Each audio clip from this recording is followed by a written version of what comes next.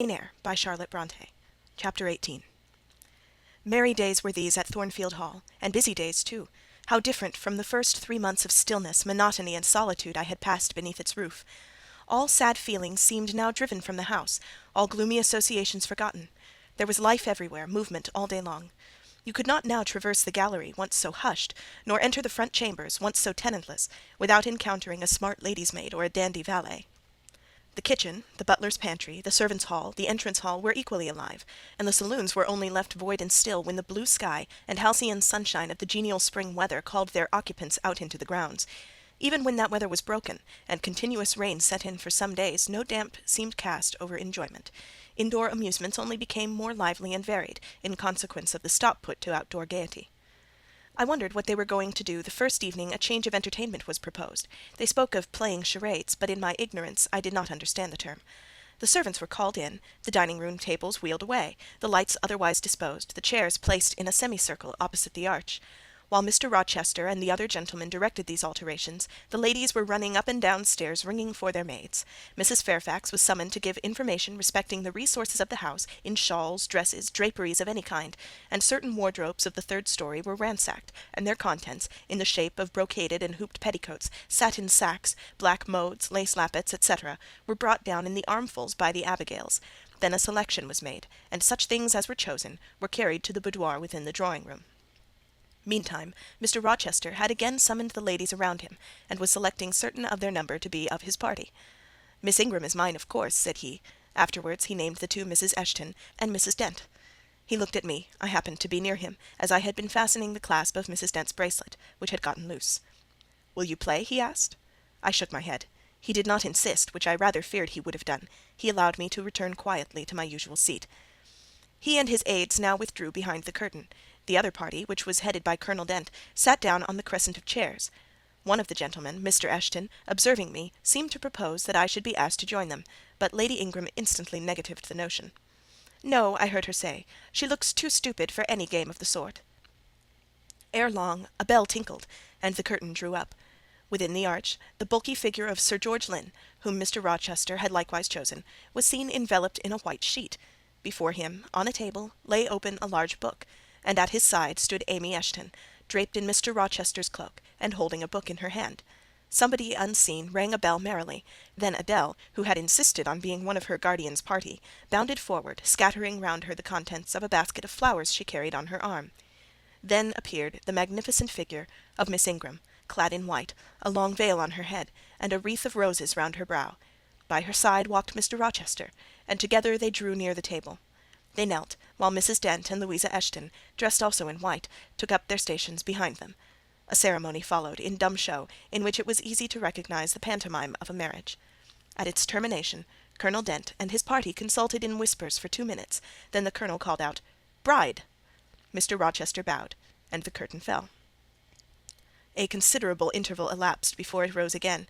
Its second rising displayed a more elaborately prepared scene than the last. The drawing-room, as I have before observed, was raised 2 steps above the dining-room, and on the top of the upper step, placed a yard or 2 back within the room, appeared a large marble basin, which I recognized as an ornament of the conservatory, where it usually stood, surrounded by exotics and tenanted by goldfish, and whence it must have been transported with some trouble, on account of its size and weight. Seated on the table, by the side of this basin, was seen Mr. Rochester, costumed in shawls, with a turban on his head. His dark eyes and swarthy skin and Paynim features suited the costume exactly. He looked the very model of an Eastern emir, an agent or a victim of the bowstring. Presently advanced into view Miss Ingram. She too was attired in Oriental fashion, a crimson scarf tied sash-like round the waist, an embroidered handkerchief knotted about her temples, her beautifully moulded arms bare, one of them upraised, in the act of supporting a pitcher, poised gracefully on her head. Both her cast of form and feature, her complexion and her general air, suggested the idea of some Israelitish princess of the patriarchal days, and such was doubtless the character she intended to represent. She approached the basin, and bent over it as if to fill her pitcher. She again lifted it to her head. The personage on the well-brink now seemed to accost her to make some request. She hasted, let down her pitcher on her hand, and gave him to drink. From the bosom of his robe, then produced a casket, opened it, and showed magnificent bracelets and earrings. She acted astonishment and admiration. Kneeling, he laid the treasure at her feet. Incredulity and delight were expressed by her looks and gestures. The stranger fastened the bracelets on her arms, and the rings in her ears. It was Eleazar and Rebecca. The camels only were wanting.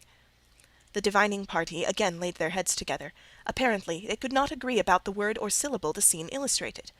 Colonel Dent, their spokesman, demanded the tableau of the whole, whereupon the curtain again descended. On its third rising, only a portion of the drawing-room was disclosed, the rest being concealed by a screen, hung with some sort of dark and coarse drapery. The marble basin was removed. In its place stood a deal table and a kitchen chair. These objects were visible by a very dim light proceeding from a horn lantern, the wax candles being all extinguished. Amidst this sordid scene sat a man with his clenched hands resting on his knees, and his eyes bent on the ground. I knew Mr. Rochester, though the begrimed face, the disordered dress, his coat hanging loose from one arm, as if it had been almost torn from his back in a scuffle, the desperate and scowling countenance, the rough bristling hair might well have disguised him. As he moved, a chain clanked. To his wrists were attached fetters. "Bridewell!" exclaimed Colonel Dent, and the charade was solved. A sufficient interval having elapsed for the performers to resume their ordinary costume, they re-entered the dining-room. Mr. Rochester led in Miss Ingram. She was complimenting him on his acting. "Do you know," said she, "that of the three characters I liked you in the last best. Oh, had you but lived a few years earlier, what a gallant gentleman highwayman you would have made!" "Is all the soot washed from my face?" he asked, turning it toward her. "Alas, yes, the more's the pity. Nothing could be more becoming to your complexion than ruffian's rouge." "You would like a hero of the road, then?" "An English hero of the road would be the next best thing to an Italian bandit, and that could only be surpassed by a Levantine pirate. Well, whatever I am, remember you are my wife. We were married an hour since, in the presence of all these witnesses." She giggled, and her colour rose. "Now, Dent," continued Mr. Rochester, "it is your turn." And as the other party withdrew, he and his band took the vacated seats. Miss Ingram placed herself at her leader's right hand. The other diviners filled the chairs on either side of him and her. I did not now watch the actors. I no longer waited with interest for the curtain to rise. My attention was absorbed by the spectators. My eyes, erewhile fixed on the arch, were now irresistibly attracted to the semicircle of chairs. What charade Colonel Dent and his party played, what word they chose, how they acquitted themselves, I no longer remember. But I still see the consultation which followed each scene. I see Mr. Rochester turn to Miss Ingram, and Miss Ingram to him. I see her incline her head towards him, till the jetty curls almost touch his shoulder and wave against his cheek. I hear their mutual whisperings. I recall their interchanged glances, and something even of the feeling roused by the spectacle returns in memory at this moment. I have told you, reader, that I had learned to love Mr. Rochester. I could not unlove him now, merely because I found that he had ceased to notice me, because I might pass hours in his presence, and he would never once turn his eyes in my direction, because I saw all his attentions appropriated by a great lady, who scorned to touch me with the hem of her robes as she passed, who, if ever her dark and imperious eye fell on me by chance, would withdraw it instantly, as from an object too mean to merit observation. I could not unlove him, because I felt sure he would soon marry this very lady, because I read daily in her a proud security in his intentions respecting her, because I witnessed hourly in him a style of courtship which, if careless and choosing rather to be sought than to seek, was yet in its very carelessness captivating, and in its very pride irresistible. There was nothing to cool or banish love in these circumstances, though much to create despair. Much too, you will think, reader, to engender jealousy, if a woman in my position could presume to be jealous of a woman in Miss Ingram's. But I was not jealous, or very rarely. The nature of the pain I suffered could not be explained by that word. Miss Ingram was a mark beneath jealousy. She was too inferior to excite the feeling. Pardon the seeming paradox, I mean what I say. She was very showy, but she was not genuine. She had a fine person, many brilliant attainments, but her mind was poor, her heart barren by nature. Nothing bloomed spontaneously on that soil, no unforced natural fruit delighted by its freshness. She was not good. She was not original. She used to repeat sounding phrases from books. She never offered or had an opinion of her own. She advocated a high tone of sentiment, but she did not know the sensations of sympathy and pity. Tenderness and truth were not in her. Too often she betrayed this, by the undue vent she gave to a spiteful antipathy she had conceived against little Adèle, pushing her away with some contumelious epithet if she happened to approach her, sometimes ordering her from the room, and always treating her with coldness and acrimony. Other eyes besides mine watched these manifestations of character, watched them closely, keenly, shrewdly. Yes, the future bridegroom, Mr. Rochester himself, exercised over his intended a ceaseless surveillance, and it was from this sagacity, this guardedness of his, this perfect, clear consciousness of his fair one's defects, this obvious absence of passion in his sentiments towards her, that my ever-torturing pain arose. I saw that he was going to marry her for family, perhaps political reasons, because her rank and connections suited him. I felt he had not given her his love, and that her qualifications were ill adapted to win from him that treasure. This was the point. This was where the nerve was touched and teased. This was where the fever was sustained and fed. She could not charm him. If she had managed the victory at once, and he had yielded and sincerely laid his heart at her feet, I should have covered my face, turned to the wall, and, figuratively, have died to them. If Miss Ingram had been a good and noble woman, endowed with force, fervour, kindness, sense, I should have had one vital struggle with two tigers, jealousy and despair. Then, my heart torn out and devoured, I should have admired her, acknowledged her excellence, and been quiet for the rest of my days.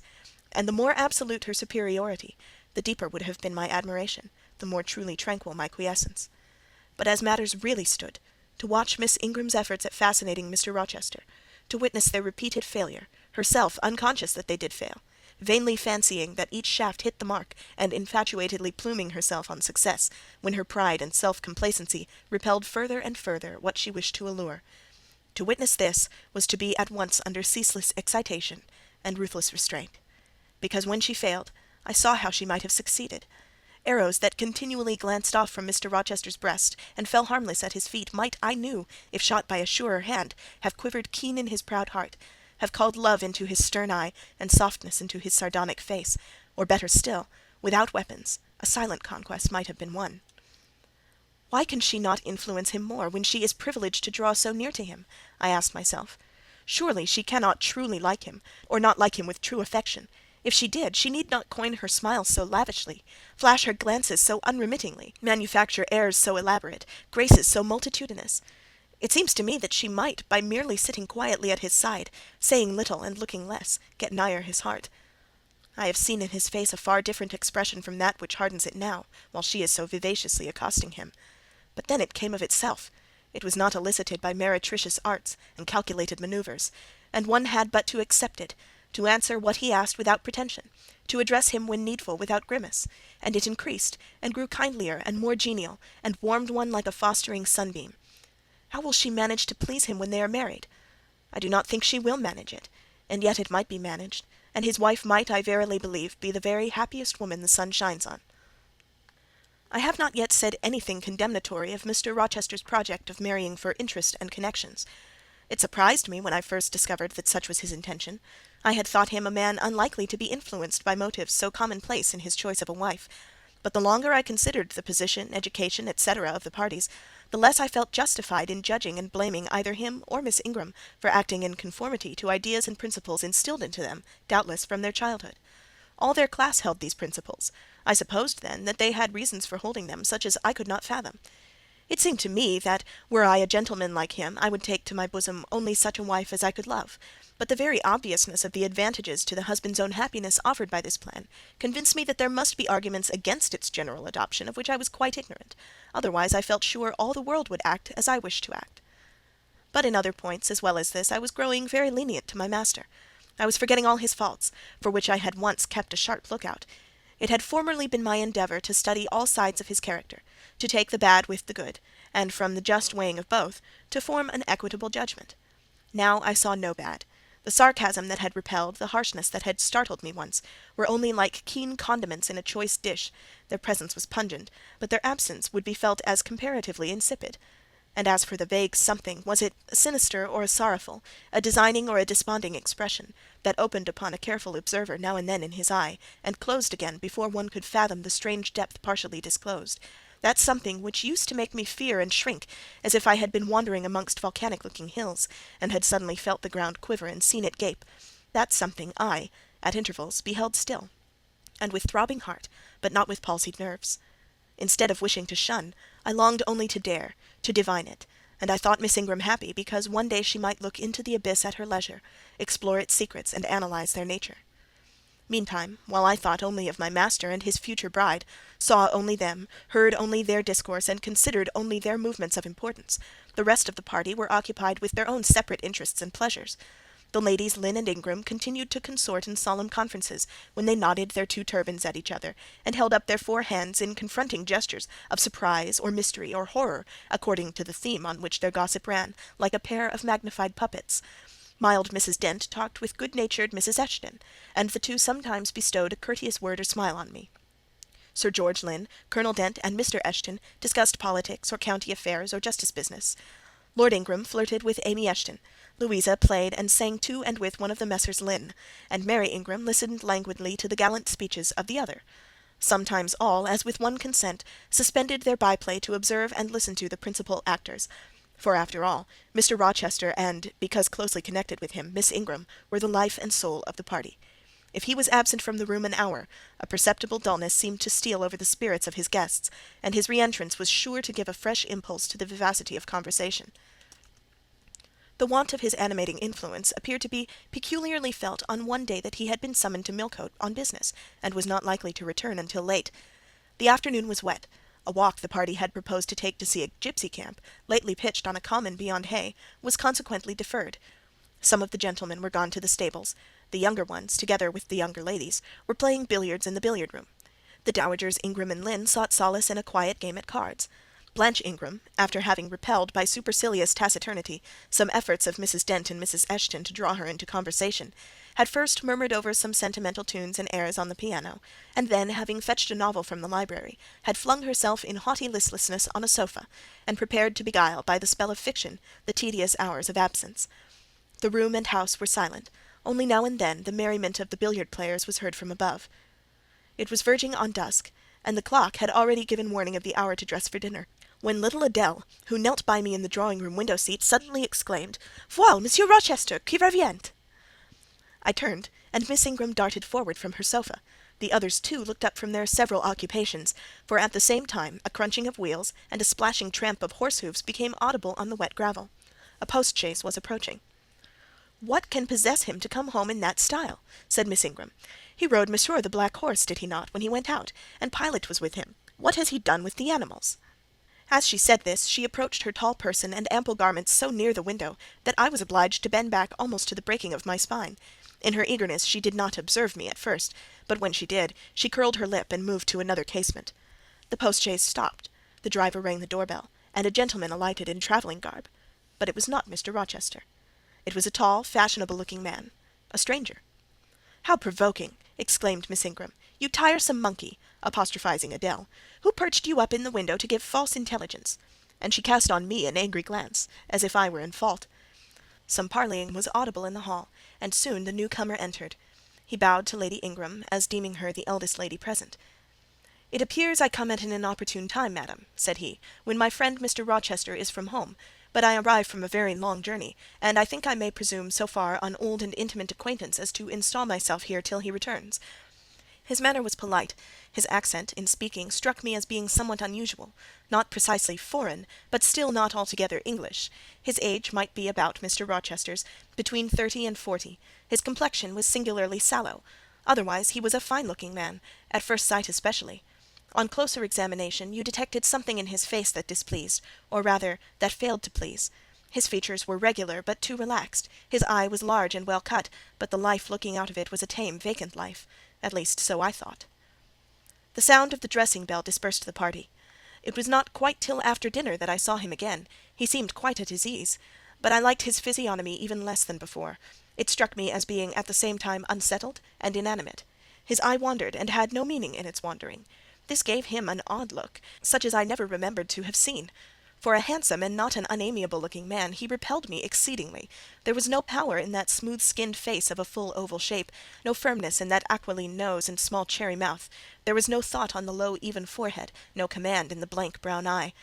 As I sat in my usual nook, and looked at him with the light of the girandoles on the mantelpiece beaming full over him, for he occupied an armchair drawn close to the fire, and kept shrinking still nearer as if he were cold, I compared him with Mr. Rochester. I think, with deference be it spoken, the contrast could not be much greater between a sleek gander and a fierce falcon, between a meek sheep and the rough-coated, keen-eyed dog, its guardian. He had spoken of Mr. Rochester as an old friend. A curious friendship theirs must have been, a pointed illustration indeed of the old adage that extremes meet. 2 or 3 of the gentlemen sat near him, and I caught at times scraps of their conversation across the room. At first I could not make much sense of what I had heard, for the discourse of Louisa Eshton and Mary Ingram, who sat nearer to me, confused the fragmentary sentences that reached me at intervals. These last were discussing the stranger. They both called him a beautiful man. Louisa said he was a love of a creature, and she adored him, and Mary instanced his pretty little mouth and nice nose as her ideal of the charming. "And what a sweet-tempered forehead he has!" cried Louisa. "So smooth, none of those frowning irregularities I dislike so much, and such a placid eye and smile."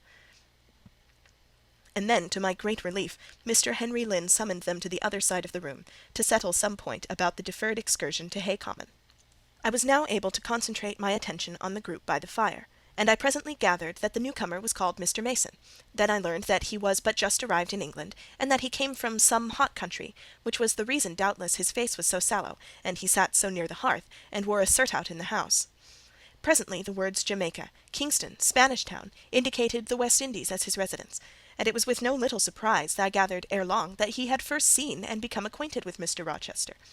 He spoke of his friend's dislike of the burning heats, the hurricanes, and the rainy seasons of that region. I knew Mr. Rochester had been a traveller. Mrs. Fairfax had said so. But I thought the continent of Europe had bounded his wanderings. Till now I had never heard a hint given of visits to more distant shores. I was pondering these things, when an incident, and a somewhat unexpected one, broke the thread of my musings. Mr. Mason, shivering as some one chanced to open the door, asked for more coal to be put on the fire, which had burnt out its flame, though its mass of cinder still shone hot and red. The footman who had brought the coal in going out stopped near Mr. Eshton's chair, and said something to him in a low voice, of which I heard only the words, "Old woman," quite troublesome. "Tell her she shall be put in the stocks if she does not take herself off," replied the magistrate. "No, stop," interrupted Colonel Dent. "Don't send her away, Eshton. We might turn the thing to account. Better consult the ladies." And speaking aloud, he continued, "Ladies, you talked of going to Hay Common to visit the gipsy camp. Sam here says that one of the old Mother Bunches is in the servants' hall at this moment, and insists upon being brought in before the quality to tell them their fortunes. Would you like to see her?" "Surely, Colonel," cried Lady Ingram, "you would not encourage such a low impostor. Dismiss her, by all means, at once." "I cannot persuade her to go away, my lady," said the footman, "nor can any of the servants. Mrs. Fairfax is with her just now, entreating her to be gone, but she has taken a chair in the chimney-corner, and says nothing shall stir her from it till she gets leave to come in here." "What does she want?" asked Mrs. Eshton. "To tell the gentry their fortunes, she says, ma'am. She swears she must and will do it." "What is she like?" inquired the Mrs. Eshton in a breath. "A shockingly ugly old creature, miss, almost as black as a crock." "Why, she's a real sorceress," cried Frederick Lynn. "Let us have her in, of course." "To be sure," rejoined his brother, "it would be 1,000 pities to throw away such a chance of fun." "My dear boys, what are you thinking about?" exclaimed Mrs. Lynn. "I cannot possibly countenance any such inconsistent proceeding," chimed in the Dowager Ingram. "Indeed, mamma, but you can, and will," pronounced the haughty voice of Blanche, as she turned round on the piano-stool, where till now she had sat silent, apparently examining sundry sheets of music. "I have a curiosity to hear my fortune told. Therefore, Sam, order the beldame forward." "My darling Blanche, recollect—" "I do. I recollect all you can suggest, and I must have my will. Quick, Sam." "Yes, yes, yes," cried all the juveniles, both ladies and gentlemen. "Let her come. It will be excellent sport." The footman still lingered. "She looks such a rough one," said he. "Go!" ejaculated Miss Ingram, and the man went. Excitement instantly seized the whole party. A running fire of raillery and jests was proceeding, when Sam returned. "She won't come now," said he. "She says it's not her mission to appear before the vulgar herd. Them's her words. I must show her into a room by herself, and then those who wish to consult her must go to her one by one." "You see now, my queenly Blanche," began Lady Ingram, "she encroaches. Be advised, my angel girl, and—" "Show her into the library, of course," cut in the angel girl. "It is not my mission to listen to her before the vulgar herd either. I mean to have her all to myself. Is there a fire in the library?" "Yes, ma'am, but she looks such a tinkler." "Cease that chatter, blockhead, and do my bidding." Again Sam vanished, and mystery, animation, expectation rose to full flow once more. "She's ready now," said the footman, as he reappeared. "She wishes to know who will be her first visitor." "I think I had better just look in upon her before any of the ladies go," said Colonel Dent. "Tell her, Sam, a gentleman is coming." Sam went, and returned. "She says, sir, that she'll have no gentlemen. They need not trouble themselves to come near her. Nor," he added with difficulty, suppressing a titter, "any ladies either, except the young and the single." "By Jove, she has taste!" exclaimed Henry Lynn. Miss Ingram rose solemnly. "I go first," she said, in a tone which might have befitted the leader of a forlorn hope mounting a breach in the van of his men. "Oh, my best! Oh, my dearest! Pause! Reflect!" was her mamma's cry; but she swept past her in stately silence, passed through the door which Colonel Dent held open, and we heard her enter the library. A comparative silence ensued. Lady Ingram thought it l'écart to wring her hands, which she did accordingly. Miss Mary declared she felt, for her part, she never dared venture. Amy and Louisa Eshton tittered under their breath, and looked a little frightened. The minutes passed very slowly. 15 were counted before the library door again opened. Miss Ingram returned to us through the arch. Would she laugh? Would she take it as a joke? All eyes met her with a glance of eager curiosity, and she met all eyes with one of rebuff and coldness. She looked neither flurried nor merry. She walked stiffly to her seat, and took it in silence. "Well, Blanche?" said Lord Ingram. "What did she say, sister?" asked Mary. "What do you think? How do you feel? Is she a real fortune-teller?" demanded the Misses Eshton. "Now, now, good people," returned Miss Ingram, "don't press upon me. Really, your organs of wonder and credulity are easily excited. You seem by the importance of you all, my good mamma included, to ascribe to this matter, absolutely to believe that we have a genuine witch in the house who is in close alliance with the old gentleman. I have seen a gipsy vagabond. She has practised in hackneyed fashion the science of palmistry, and told me what such people usually tell. My whim is gratified, and now I think Mr. Eshton will do well to put the hag in the stocks tomorrow morning, as he threatened." Miss Ingram took a book, leant back in her chair, and so declined further conversation. I watched her for nearly half an hour. During all that time she never turned a page, and her face grew momently darker, more dissatisfied, and more sourly expressive of disappointment. She had obviously not heard anything to her advantage, and it seemed to me from her prolonged fit of gloom and taciturnity that she herself, notwithstanding her professed indifference, attached undue importance to whatever revelations had been made her. Meantime Mary Ingram, Amy, and Louisa Eshton declared they dared not go alone, and yet they all wished to go. A negotiation was opened through the medium of the ambassador, Sam, and after much pacing to and fro, till I think the said Sam's calves must have ached with the exercise, permission was at last, with great difficulty, extorted from the rigorous Sibyl, for the 3 to wait upon her in a body. Their visit was not so still as Miss Ingram's had been. We heard hysterical giggling and little shrieks proceeding from the library, and at the end of about 20 minutes they burst the door open and came running across the hall, as if they were half scared out of their wits. "I am sure she is something not right," they cried, one and all. "She told us such things. She knows all about us." And they sank breathless into the various seats the gentlemen hastened to bring them. Pressed for further explanation, they declared she had told them of things they had said and done when they were mere children, described books and ornaments they had in their boudoirs at home, keepsakes that different relations had presented to them. They had affirmed that she had even divined their thoughts, and had whispered in the ear of each the name of the person she liked best in the world, and informed them of what they wished for most. Here the gentlemen interposed with earnest petitions to be further enlightened on these 2 last-named points, but they got only blushes, ejaculations, tremors, and titters in return for their importunity. The matrons, meantime, offered vinaigrettes and wielded fans, and again reiterated the expression of their concern that their warning had not been taken in time, and the elder gentlemen laughed, and the younger urged their services on the agitated fair ones. In the midst of the tumult, and while my eyes and ears were fully engaged in the scene before me, I heard a hem close at my elbow. I turned, and saw Sam. "If you please, miss, the gipsy declares that there is another young single lady in the room who has not been to her yet, and she swears she will not go till she has seen all. I thought it must be you. There's no one else for it. What shall I tell her?" "Oh, I will go by all means," I answered, and I was glad of the unexpected opportunity to gratify my much excited curiosity. I slipped out of the room, unobserved by any eye, for the company were gathered in one mass about the trembling trio just returned, and I closed the door quietly behind me. "If you like, miss," said Sam, "I'll wait in the hall for you, and if she frightens you, just call and I'll come in." "No, Sam, return to the kitchen. I am not in the least afraid." Nor was I, but I was a good deal interested and excited. End of chapter 18.